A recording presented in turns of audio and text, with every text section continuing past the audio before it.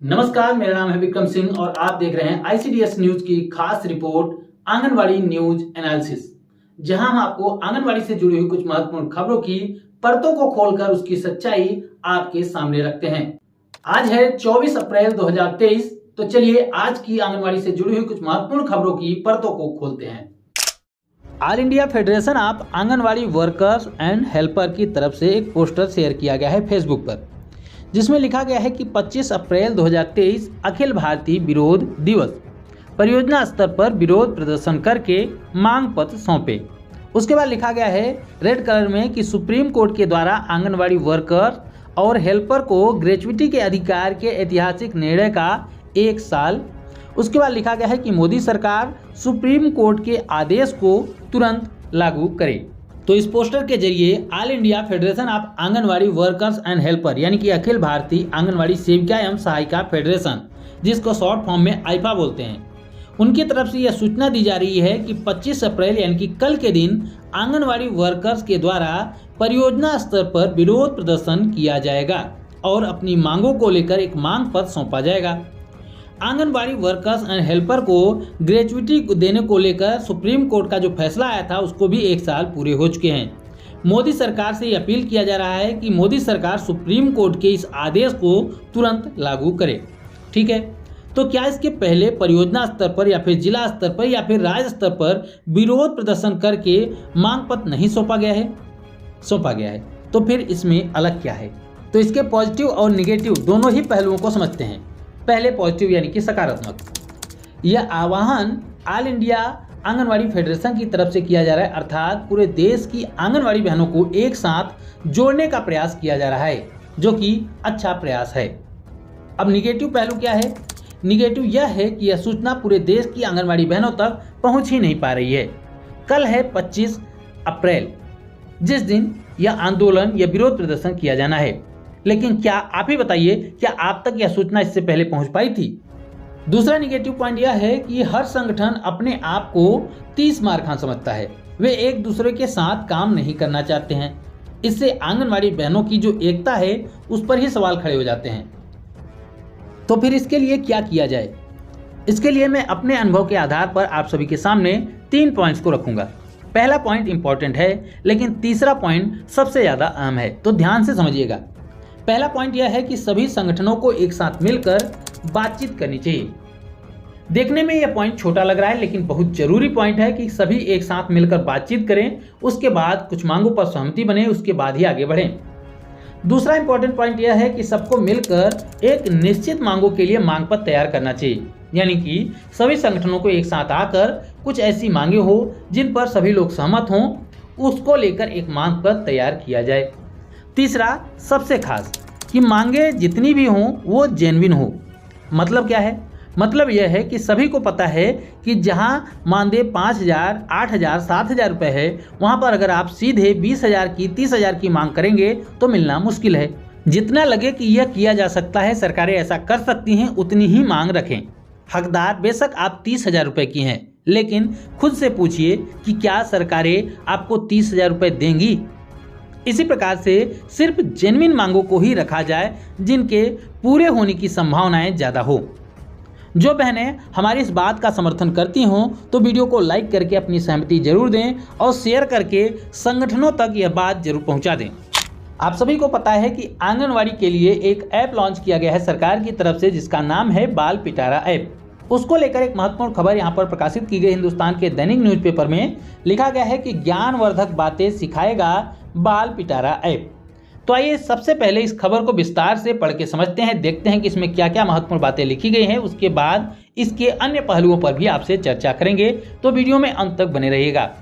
यहाँ पर देख सकते हैं लिखा गया है कि बाल पिटारा ऐप नवनिहालों को कविता और कहानियों के जरिए ज्ञानवर्धक बातें सिखाएगी। ऐप के जरिए आंगनवाड़ी केंद्र में पढ़ने वाले बच्चों को ऑनलाइन पढ़ाई भी कराई जाएगी। उसके बाद लिखा गया है कि बच्चों की प्राथमिक स्तर की शिक्षा बेहतर हो सकेगी इस ऐप के माध्यम से। आगे यहाँ पर बताया गया है कि आंगनवाड़ी कार्यकर्तियों को अपने मोबाइल पर ऐप डाउनलोड करना होगा। उसके बाद इसमें हिंदी, गणित समेत नैतिक शिक्षा आदि विषयों से जुड़े सवाल भी शामिल रहेंगे। ऐप में कई कहानियाँ और कविताएं अपलोड होंगी। उसके बाद लिखा गया है कि इससे बच्चों का ज्ञानवर्धन होगा, साथ ही साथ उनका मनोरंजन भी होगा। इसके साथ साथ ऐप में दैनिक गतिविधियां भी अपलोड की जाएंगी, जैसे कि सुबह उठकर मुंह धोना, दांत साफ करना, खाना खाने के पहले और बाद में हाथ धोना, दिनचर्या एवं शिक्षण कार्य से जुड़ी अन्य अच्छी आदतें भी इस ऐप के माध्यम से बच्चों को खेल खेल में सिखाई जाएगी। CDPO मुसर्रत जहां ने बताया कि ज़्यादातर आंगनवाड़ी कार्यकर्तियों ने अपने मोबाइल में इस ऐप को डाउनलोड कर लिया है।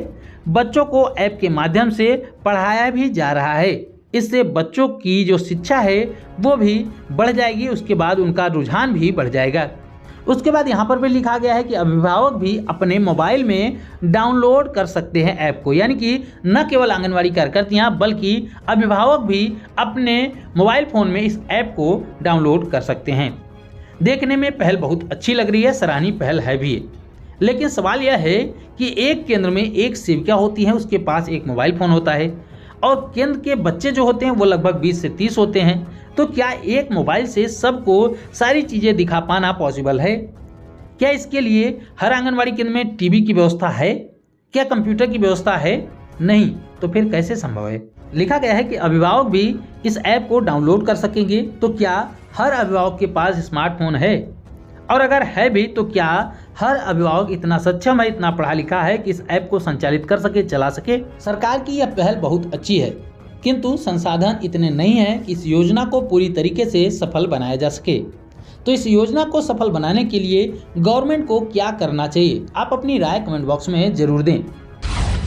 पिछले एक महीने से लगातार हम देखते आ रहे हैं कि लगातार न्यूज़पेपरों में ऐसी खबरें आ रही हैं कि आंगनवाड़ी के 53,000 पदों पर जल्द ही भर्तियां की जाएगी। कहीं पर 52,000, कहीं पर 40,000, कहीं पर 50,000, तो कहीं पर 53,000। लेकिन भर्तियों के बारे में लगातार खबरें प्रकाशित हो रही, लेकिन सरकार की तरफ से अभी तक कोई भी नोटिफिकेशन जारी नहीं किया गया है। जबकि सरकार ने भी इस बात को ट्वीट के माध्यम से कहा है कि जल्द ही भर्तियां की जाएंगी, लेकिन अभी तक नोटिफिकेशन जारी नहीं किया गया है। आज से लगभग 1-1.5 साल पहले ही सरकार की तरफ से लगभग इतने ही पदों के लिए नोटिफिकेशन जारी किया गया था। अलग अलग जिलों में फॉर्म भरवाए गए थे, लेकिन अब सुनने में यह आ रहा है कि शायद उस भर्ती को रद्द कर दिया जाए और उसी भर्ती को नए सिरे से किया जाए, जिसके लिए ये खबरें प्रकाशित की जा रही हैं। लेकिन इतनी देरी हो क्यों रही है? 3 साल से भर्ती की बात हो रही है, लेकिन भर्ती नहीं हो रही है। भर्ती न होने से कितनी ही आंगनवाड़ी सेविका सहायिकाओं के ऊपर एक्स्ट्रा काम का बोझ पड़ता है। व्यवस्थाएं सही ढंग से संचालित नहीं हो पाती हैं, योजनाओं का क्रियान्वयन सही तरीके से नहीं हो पाता है, रुकावट आती है। तो सरकार इतना लेट भर्ती में कर क्यों रही है? इसके पीछे का एक कारण जो मुझे समझ में आ रहा है, शायद सही भी हो सकता है, कि सुपरवाइजर के पदों के लिए प्रमोशन की प्रक्रिया भी चल रही है। तो प्रमोशन के बाद कुछ पद रिक्त हो जाएंगे, जिसके बाद ही शायद भर्ती कराई जाए। लेकिन प्रमोशन में भी इतनी देरी क्यों हो रही? क्योंकि प्रमोशन की प्रक्रिया भी तो नई नहीं है। 2017 से प्रमोशन की प्रक्रिया चल रही है, जो आज भी पूरी नहीं हो पाई है। फिर सवाल यही है कि प्रमोशन में देरी हो क्यों रही है? और जब प्रमोशन की प्रक्रिया 2017 से चल रही तो आज तक प्रमोशन हो क्यों नहीं पाया है? आपको क्या लगता है, क्या साल 2023 तक आंगनवाड़ी के पदों के लिए ये भर्ती संपन्न हो पाएगी? हाँ या नहीं में अपनी राय जरूर दें। तो अगर खबरों का यह विश्लेषण आपको पसंद आया हो तो वीडियो को लाइक करके हमारा हौसला जरूर बढ़ाएं।